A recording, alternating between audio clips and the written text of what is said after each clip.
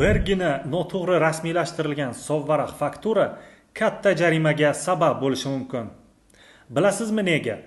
Sovvaraq fakturada qilingan kichik e'tiborsizlik keyin katta xarajatlarga aylanishi mumkin.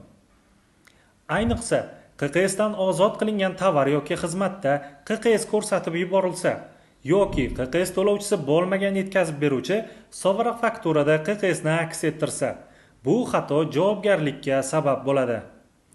Natijada Soliq kodeksining 225-moddasi ishga tushadi. Sovvaraq fakturada ko'rsatilgan QQS summasining 20% miqdorida jarima qo'llanilishi mumkin. Va uning ustiga mahsulot yetkazib beruvchi sovvaraq fakturada ko'rsatilgan soliq summasini byudjetga to'lashi shart bo'ladi. Shuning uchun hujjatni jo'natishdan oldin 1 soniya to'xtang. Shoshilmang. Tovarga nisbatan QQS statusini tekshiring. Lozim bo'lsa to'g'irlang. Chunki 1 daqiqalik e'tiborsizlik sizga qimmatga tushishi mumkin.